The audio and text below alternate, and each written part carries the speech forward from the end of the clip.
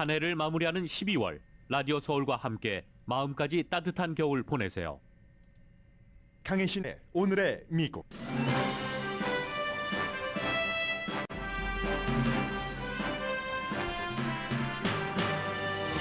(11월의) 소비자 물가지수 CPI는 1년 전이나 한 달 전과 비교할 때 예상보다 내려갔습니다. 11월 물가는 1년 전보다 7.1%, 10월보다는 0.1% 올랐습니다. 의외신문 더 힐은 소비자가 안도감을 느낄 수 있는 정도라고 보도합니다. 지난달 CEO 자리를 버리고 파산 선고를 한 세계 제2의 암호화폐 거래소 FIX 창업자가 사기 혐의로 기소됐습니다. FIX와 거래한 사람이 돈을 얼마나 되찾을지는 불분명합니다.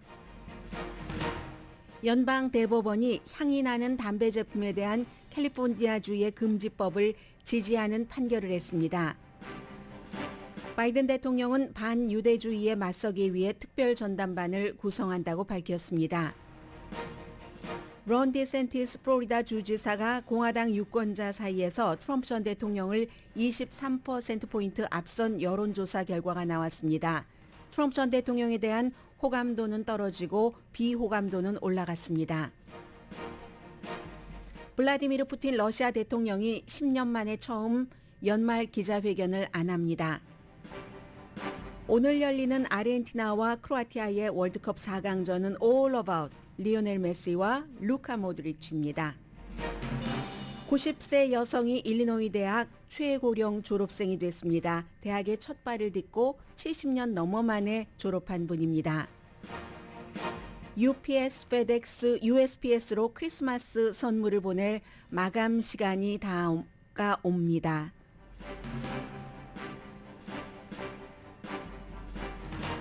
여러분 안녕하십니까? 오늘의 미국 강혜신입니다.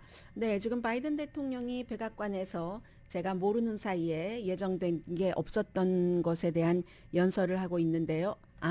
인플레이션에 대한 지금 긍정적인 것에 대한 커멘터리였습니다. 11월 달에 소비자 물가지수 CPI가 전문가들의 예상보다 조금 더 내려갔습니다. 물론 그래도 아직 역사상 40년 만에 최고에 가깝지만 1년 전보다 7.1% 소비자 물가가 올라갔고 한 달 전인 10월 달보다는 얼마큼 올라갔나요?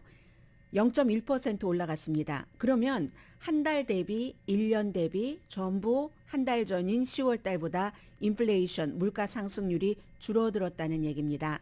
10월 달에는 9월 달보다 물가 상승률이 0.4%였는데 11월 달에는 10월 달보다 0.1% 올라갔고, 그리고 이제 1년 전보다는 10월 달에는 1년 전의 물가보다 7.7%가 올라갔는데 11월에는 1년 전에 비해서 7.1%가 올라갔습니다. 어떤 희망은 보여준다고 얘기를 합니다. 경제가 그래도 견딜만 한 그런 정도네.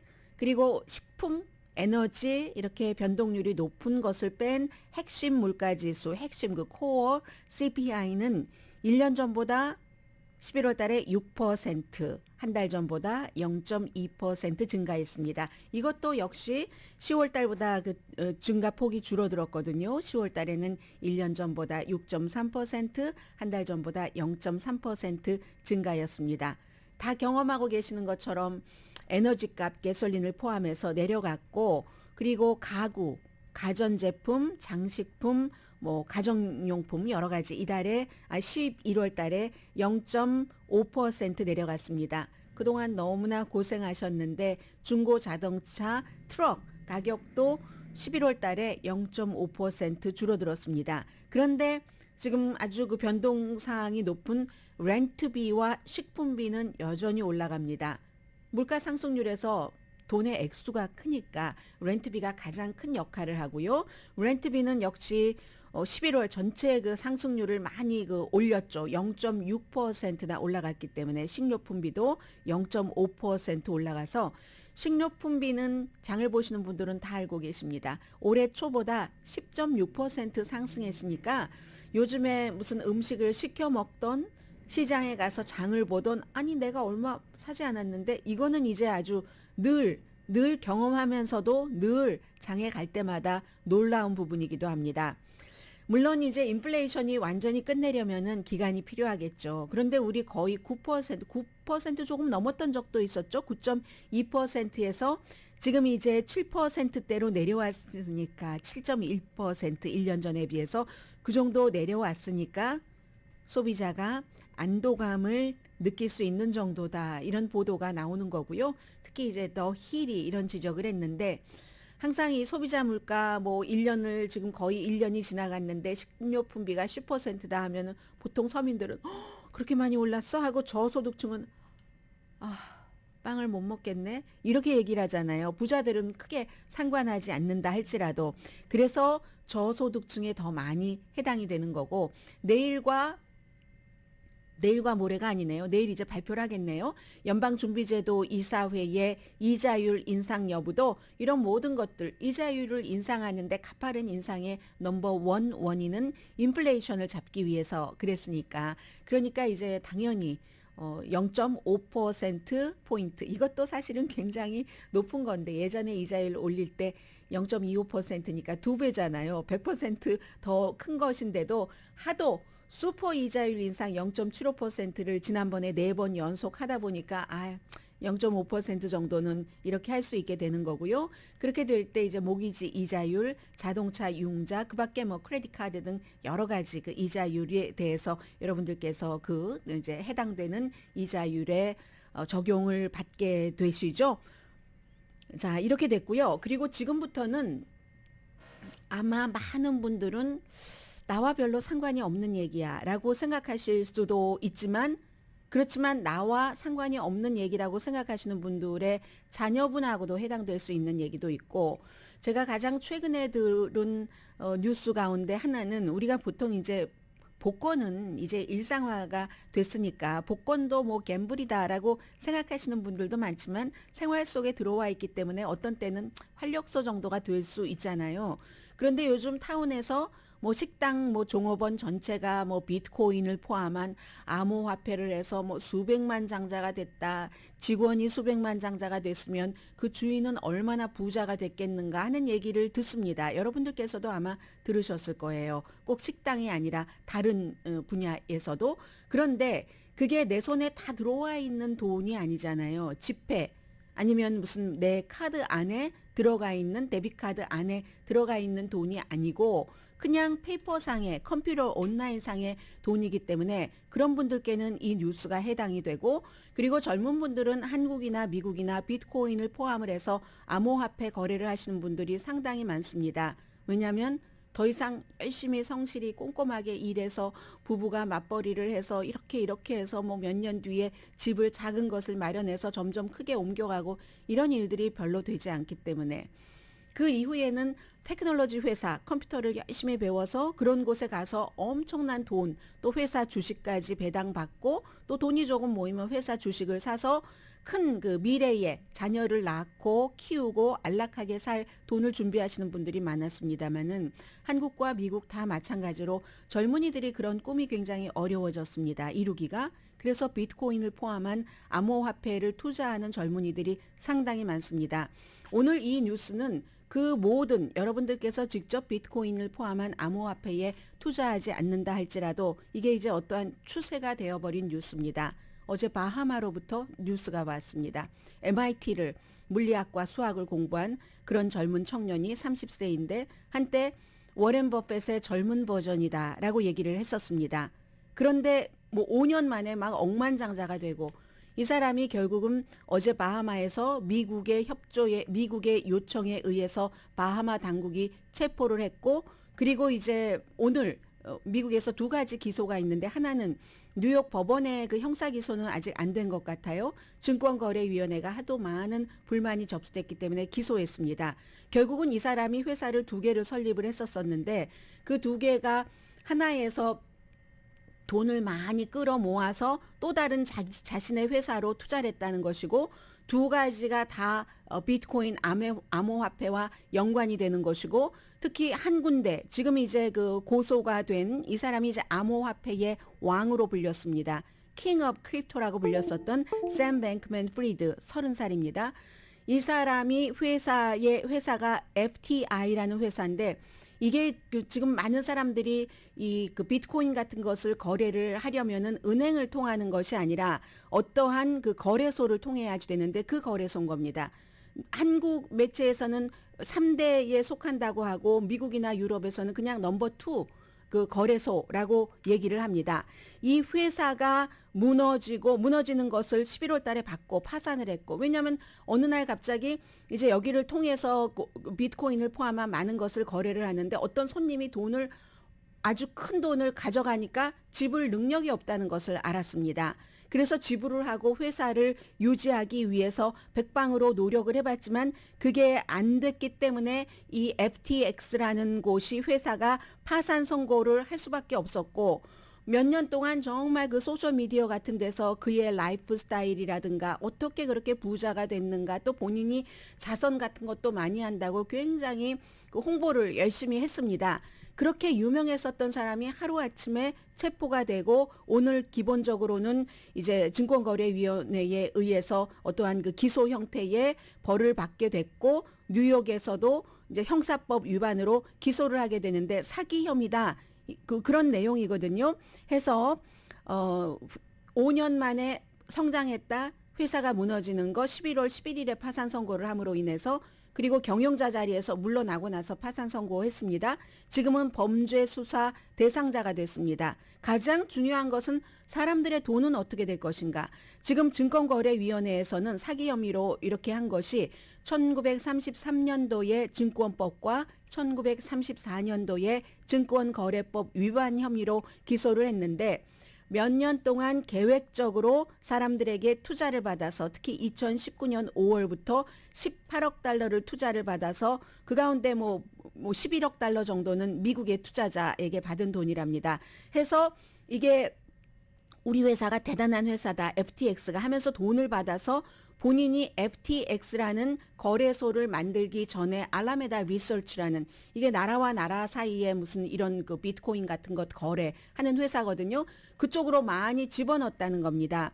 그리고는 어느 순간에 사람들이 돈을 갑자기 찾아가려고 하니까 줄 돈이 없어서 파산 선고를 할 수밖에 없었는데, 그 사이에 본인은 알라메다 리서치뿐만이 아니라 굉장한 뭐 부동산도 구입을 하고 정치연금도 많이 했습니다. 정치연금은 주로 민주당에 했고, 그리고 올 들어서는 암호화폐 시장이 굉장히 어려워졌었잖아요. 그래서 어떠한 회사가 무너지겠다 하면 같이 살아야 되니까 그런 구조기 때문에 그런 회사에 뭐 돈도 조금 지원을 하고 그런 형태로 바하마에 거주를 했습니다. 미국에서 태어나서 MIT를 졸업을 했지만 그래서 10월 말까지 이 사람의 자산이 150억 달러 정도로 추정을 했는데, 파산 직전에 CEO 자리를 버려버리고, 그리고는 이제 체포해서 이 그 FTX라는 그 암호화폐 거래소가 등록된 사람이 뭐 120만 명이 넘는다고 하거든요. 잘 운영될 때는 하루에 100억 달러 이상의 암호화폐를 거래하는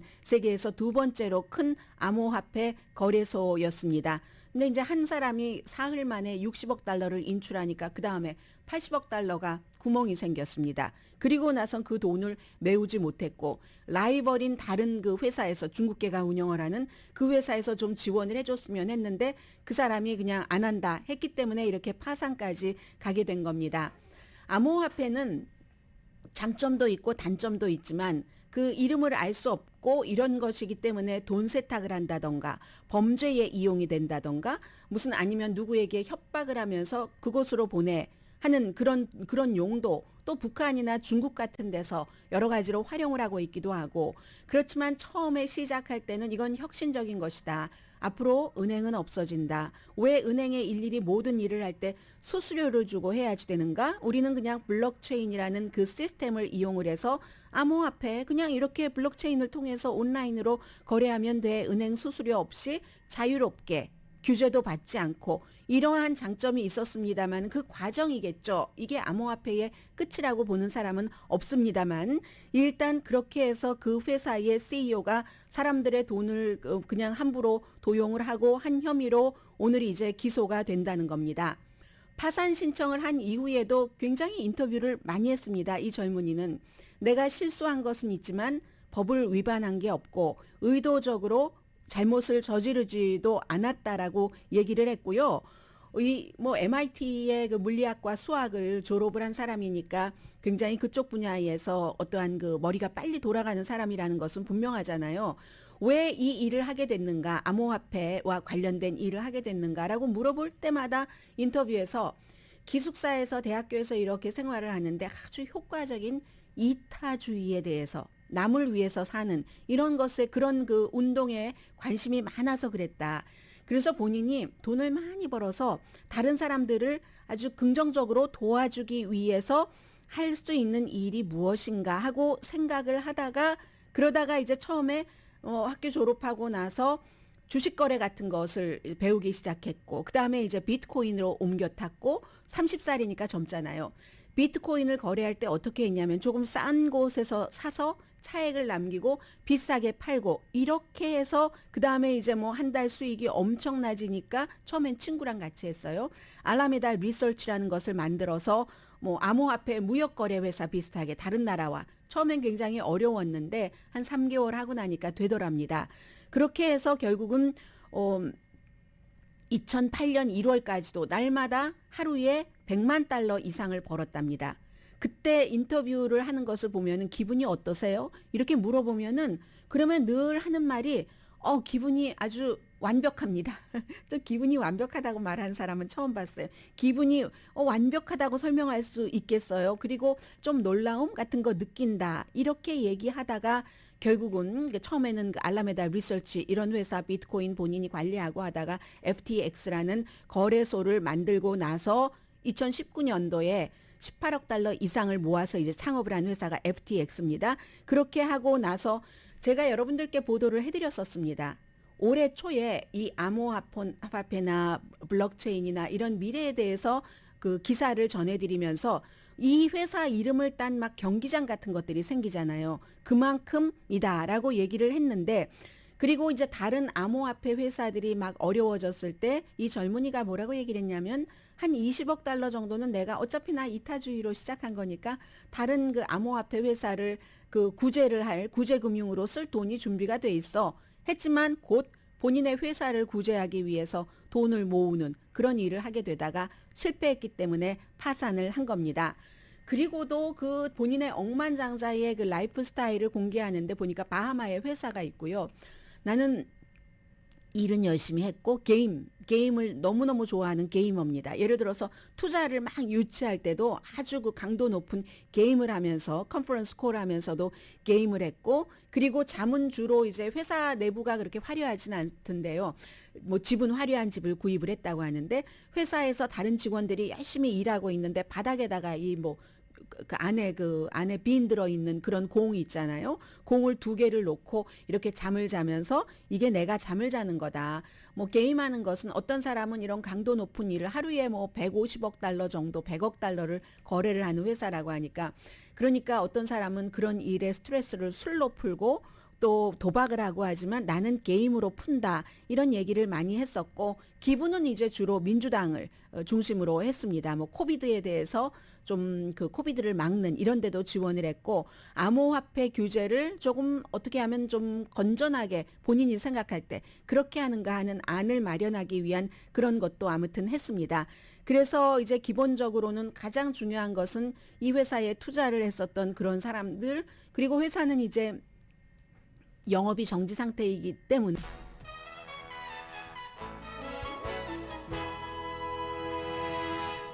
라디오 서울 방송 오늘의 미국 듣고 계십니다. 제가 그래서 이 FTX의 CEO였던 젊은 암호화폐의 왕으로 불렸던 샘 뱅크맨 프리드에 관한 기사의 마지막 부분을 못 전해드렸는데 이런 일들이 올해의 비트코인이 그 가치가 60% 이상 잃어버렸습니다. 다른 암호화폐도 물론 마찬가지죠. 이럴 때 어떤 한인분들은 비트코인이 또 가치를 잃어버렸으니까 이더리움으로 갈아타야지 된다. 이런 얘기를 하시는 분들도 많이 계시거든요. 그러니까 뭐 어떠한 그 투자를 하시더라도 본인이 이제 확신이 있을 때 그리고 특히 이런 위험한 그런 투자에는 잃어버려도 된다. 이 정도는 그런 정도를 하시는 게 좋다고 모든 전문가들이 얘기를 하고 있고요. 그리고 이 경쟁회사 그 바이낸스의 그 최고 경영자가 좌오 창펑이잖아요.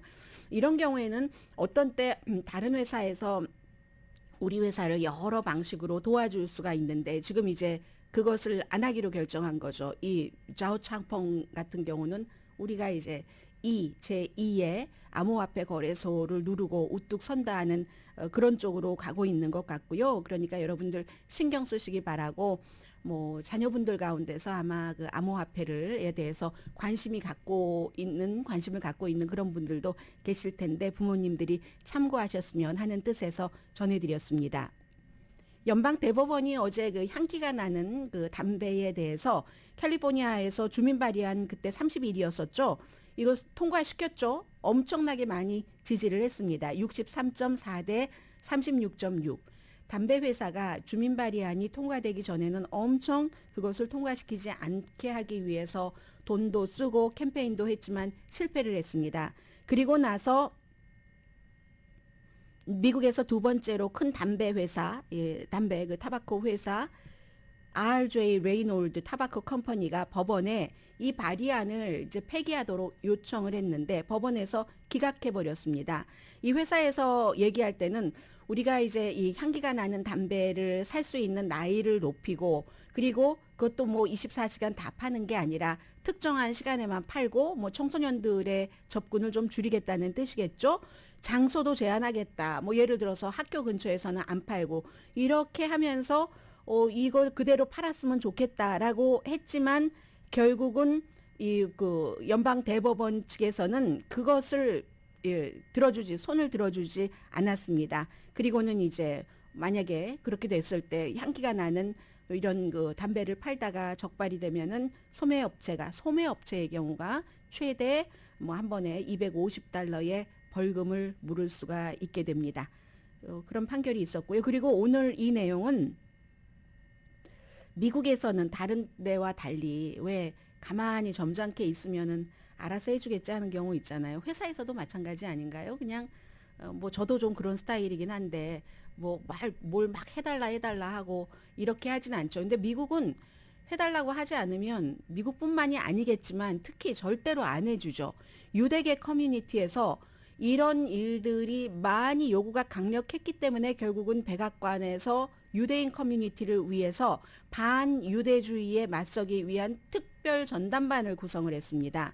그래서 요즘에 왜냐하면 뭐 유명한 사람들이 막 뭐 유대인에 대해서 이렇게 저렇게 말을 하고 한다고 해서 뭐 다른 모든 커뮤니티에 당장 이렇게 무슨 특별 전담반을 미국의 백악관에서 만들어주는 거는 아니잖아요. 최근에 이제 백인 우월주의자들이 유대인들에 대해서 여러 가지 얘기를 하고 워낙에 인구는 많지 않지만 미국의 연방의회에 유대계가 많으니까 이런 일들이 즉각 나오게 되는 건데 새로운 그룹이 미국 전역에서 유대계에 대한 증오 범죄와 반유대주의 그것을 폭력으로 규정을 하고 단속을 하겠다는 얘기거든요. 얼마 전에 트럼프 전 대통령과 그 밥을 먹은 백인 그 우월주의자는 홀로코스트라는 게 어디 있었어 꾸며낸 얘기지라고 하는 사람이잖아요. 그런 것들도 이제 어떻게 단속을 해보겠다. 어떻게 할지는 모르겠습니다. 그러나 이것은 단속을 해서 누구를 벌 주지 않느냐 이게 문제가 아니라 백악관에서 이렇게 빠른 시일 안에 그들의 요구를 들어줬다 하는 얘기를 말씀드리는 거고요. 백악관에 국내 정책위원회가 있습니다. 그래서 국내 정책위원회 스텝 그리고 국가안보위원회 스텝들이 이끄는데 이슬람 혐오증도 그렇다고 꼭 유대계만 하기는 그렇잖아요. 그러니까 이슬람 혐오증도 하지 않도록 이렇게 이제 살짝 그 말을 끼워 넣으면서 여기에 아무튼 연방 정부가 뭔가를 대응하고 있다는 것을 보여주고 싶은 거죠. 그래서 백악관에서는 그 도메스틱 뭐 팔러시 커미션 아니면 커미티 이런 곳이 있고 그곳과 국가안보위원회의 스텝이 들어가지만 그 커뮤니티 자체에서는 커뮤니티의 리더라든가 정부 공무원 또 뭐 여러 뭐 정치인들도 함께 협력을 해서 유대주의 또 반유대계 이런 그 정서를 없애게 하겠다 하는 겁니다. 연구를 계속하고 뭔가 일을 하겠다는 건데 이게요. 100명 이상의 연방 정치인들이 바이든 대통령에게 그렇게 해달라고 편지를 보내고 일주일 만에 일어난 일입니다. 특히 민주당의 상원 원내대표가 척 슈머가 유대계입니다. 그러니까 척 슈머가 아주 강하게 특히 이제 트럼프 전 대통령이 백인 그 우월주의자를 만나서 홀로코스트와 관련해서 무슨 홀로코스트가 있었어 뭐 예를 들어 이런 말을 늘 하는 사람과 만나서 자신의 집에서 뭐 만찬을 하고 했었던 것을 강하게 비난한 것에 대한 경고이기도 하고요. 직접적으로 그 부분에 대해서 경고를 했습니다. 아무튼 미국에서 지금 그 유대계에 대한 어떤 그 혐오 범죄도 에이시안에 관한 혐오 범죄가 코비드 19 때 엄청 많았던 것처럼 2021년 지난해에 사상 최고치를 기록을 했답니다. 그리고 이제 오늘 아침에 나온 여론조사 결과인데요. USA Today와 서폭 유니버시티 공동으로 항상 여론조사를 하죠. 론 디센티스 플로리다 주지사가 선거가 끝나고 이제 뭐 한 달 조금 넘었는데 공화당 유권자 플러스 공화당 쪽으로 기운 유권자 사이에서 트럼프 전 대통령을 23%포인트 앞서갑니다. 56%가 디센티스 후보를 좋아한다고 하고요. 33%가 트럼프 전 대통령을 지지했습니다. 두 사람만 놓고 여론조사를 해봤을 때.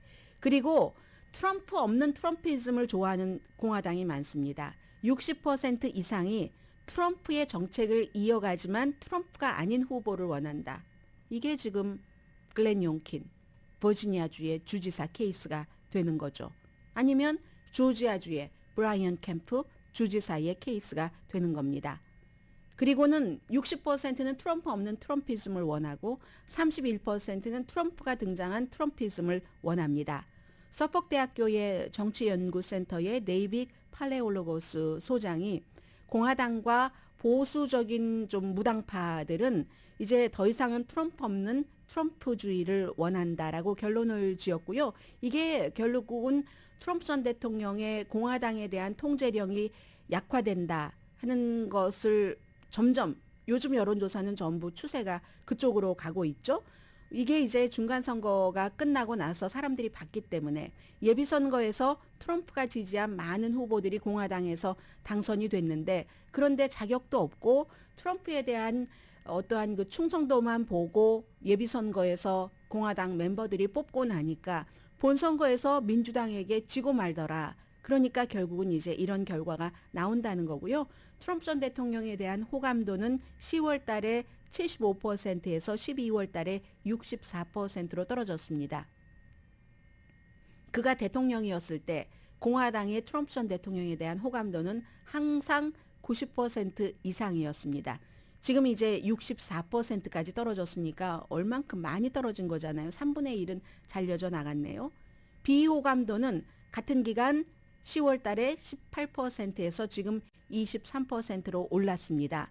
그러면 어제도 또 하나의 여론조사가 나왔는데 뭐 별로 중요하다고 생각되지 않아서 전해드리지 않았습니다. 계속되는 거예요. 바이든 대통령도 재선에 나가길 원치 않는다 하는 사람이 많다는 그 같은 여론조사였는데 어쨌든 바이든 대통령이 뭐 크리스마스 끝나고 나서 본인이 재선에 나가는가 나가지 않는가를 발표한다고 하니까 그 전까지는 가능성이 있는 것이고 이 여론조사에서 가상 대결을 해봤습니다. USA Today와 서폭 유니버시티가 바이든 대통령과 트럼프 전 대통령이 대결할 경우 47% 대 40%, 7%포인트 차이로 바이든 대통령이 트럼프 전 대통령을 이겼습니다.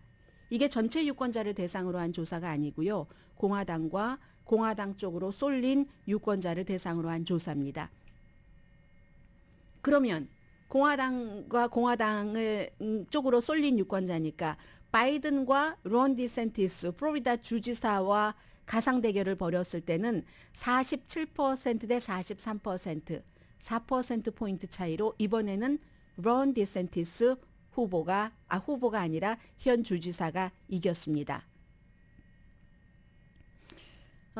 그래서 이제 이런 내용 점점 론 디센티스에 대해서는 3분의 2 공화당이나 공화당 쪽으로 쏠린 유권자들이 그가 2024년도 대통령 그 선거에 나가기를 원합니다. 중간 선거 전과 굉장히 달라진 겁니다. 3분의 2가 그가 나가기를 원하고 그는 나가면 안 돼 하는 사람은 24% 뿐입니다. 여러 가지 이유가 있겠죠. 이 24%에는 아니 론 디센티스가 왜 나가? 트럼프가 나가야지 하는 사람도 있겠고 어떤 사람은 론 디센티스도 너무 분열적이야. 화합이라고는 몰라 하면서 싫어하는 사람들도 있을 테고 그렇지만 가장 큰 차이는 중간 선거 이전과는 비교할 수 없을 정도로 많은 사람들이 론 디센티스가 트럼프 전 대통령보다 훨씬 대선 후보로서 낫다고 공화당 내부에서 생각한다는 여론조사 결과 나왔습니다. 잠시 뒤에는요. 여러분들 벌써 지금 10 며칠인가요? 13일입니다. 13일이면 이번 주는 주말에 저희 회사 나도 가수다 이제 두 번째 프로그램이 위셔 200극장에서 무료입니다, 여러분. 대신에 이제 뭐 그 티켓 같은 것을 어떻게 원하는 의사 표시는 해주셔야지 되고요. 프로그램마다 자세히 지금 안내를 해드리고 있고 그런 행사가 있고 그리고 나면은 주말 지내면 거의 20일쯤 되잖아요. 여러분들 다음 주 말이 뭐 크리스마스 이브, 크리스마스 데이이기 때문에 만약에 멀리 계신 여러분들께 선물을 보내신다면 여러분들 서두르셔야지 되고요. 그리고 오늘 월드컵 지금 4강전에서 두 나라가 대결을 하는데 아르헨티나와 크로아티아인데 이 얘기를 잠깐 안 드릴 수가 없잖아요. 잠시 뒤에 뵙겠습니다.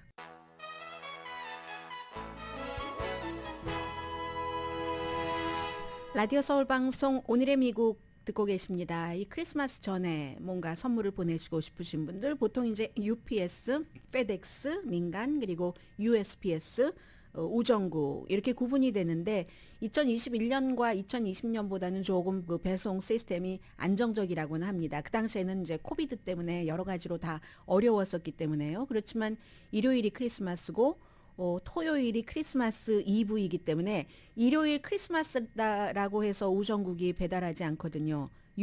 UPS도 우정국도 월요일에 또 배송하지 않고 왜냐하면 일요일이 크리스마스였기 때문에 월요일이 이번에는 쉬잖아요. 그렇기 때문에 여러분들께서 그 스케줄을 다 확인을 하셔야지 되는데 크리스마스 그 쉬핑 데드라인 데이트가 있습니다.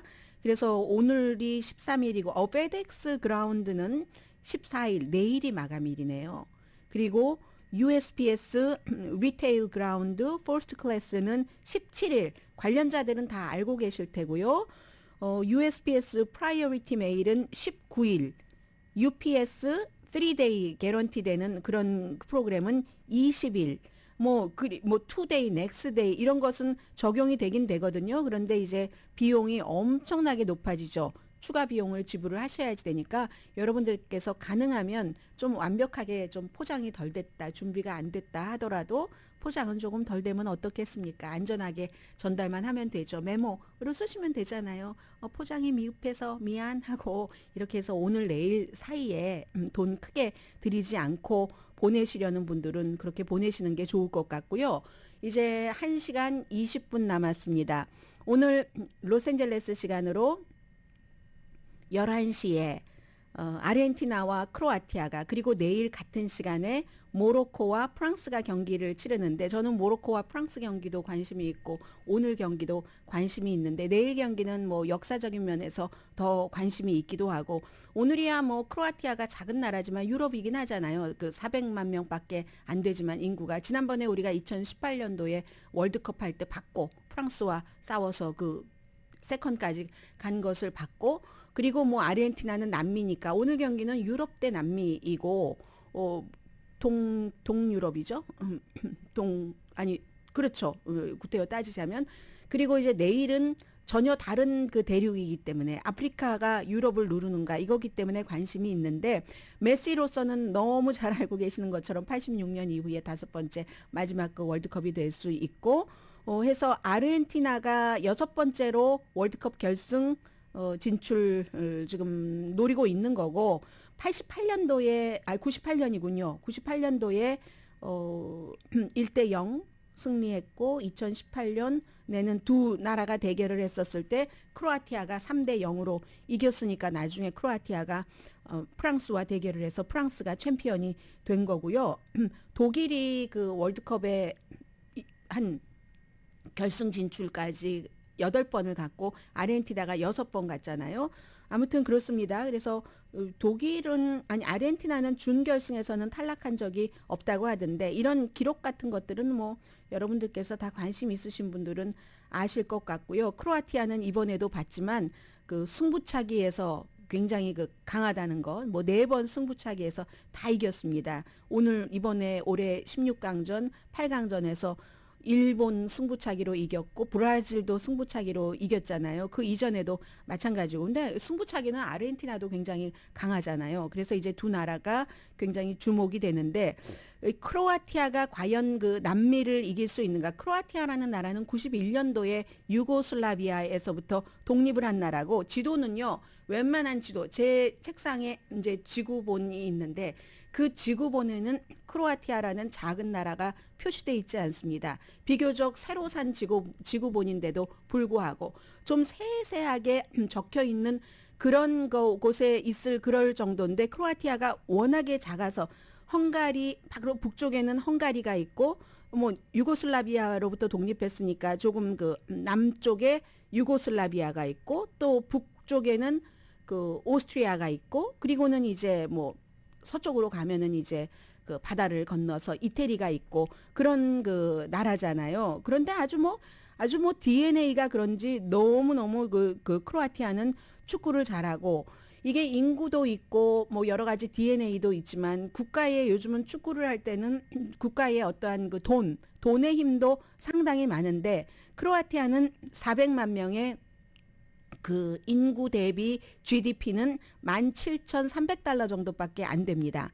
그러면 아르헨티나가 인구가 한 4,700만 명 되니까 10배가 넘죠. 그런데 아르헨티나가 결코 잘 살지 않거든요. 크로아티아가 그 유럽의 그 인구는 작지만 아르헨티나가 연 그 GDP가 1인당 뭐 한 13,600달러 정도 된다고 하니까 GDP는 오히려 크로아티아가 더 많은 그런 그 나라입니다. 오늘 경기는 여러분들께서 너무너무 팬들이 있잖아요. 이제 4강쯤에 올라오면은 리오넬 메시 설명해서 뭐 하겠습니까? 35살 그리고 루카 모드리치가 2살 많네요. 37살. 두 사람의 매치는 마지막. 뭐 리오넬 메시도 마지막? 아니면 39살 때도 나왔던 선수가 있나요? 이번에 37살이 최고인 것 같던데 국가의 굉장히 결정적인 사람이었죠. 이 두 사람은 이번에 그 월드컵 여기까지 올 때도 아르헨티나가 네덜란드와 경기를 할 때 네덜란드를 물리쳤을 때 첫 번째 킥 메시잖아요. 크로아티아 브라질과 대결해서 골을 넣은 그런 그 뭐 루카 모드리치고 해서 메시의 경우는 축구 전문가들이 얘기하기를 뭐 전방에서 뛰고 모드리치는 미드필드에서 활약을 하는데 리오넬 메시는 지금까지 해오던 그대로 하면 된다. 페널티에도 강하고요. 탑 중에 탑이죠. 그리고 이제 동료들도 뭐 어느 정도 동료들에게도 확신을 그 줄 수 있고 그리고 그 모드리치 같은 경우는 전에 토트넘 그 푸스퍼 미드필더였고 뭐 지금은 리얼 마드리드죠 소속이. 근데 브라질과의 8강전에서 굉장히 그 시선 집중을 받았었죠.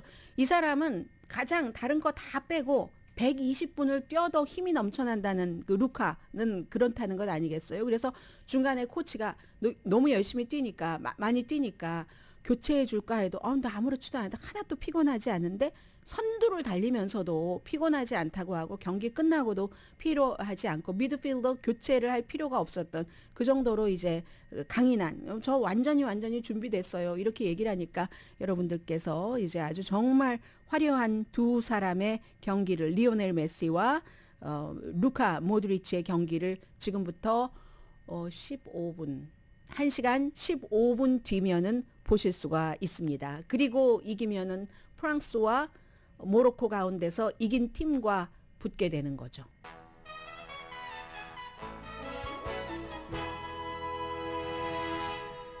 라디오 서울 방송 오늘의 미국 듣고 계십니다. 뭐 우크라이나 대통령이 이제는 약간 그 러시아와 협상할 가능성 같은 것도 그 비치는 그런 말들도 하고 있고 대신에 이제 철군해라 하는 건데 그게 쉽지는 않아 보이죠. 그리고 블라디미르 푸틴 러시아 대통령은 연말 기자회견을 올해 10년 넘어 만에 처음으로 안 하는데 보통 푸틴의 기자회견은 3시간이고 4시간이고 지칠 줄 모르고 그런 걸 또 보여주기를 원하고 해왔었던 사람입니다. 그런데 이번에 안 한다는 거거든요.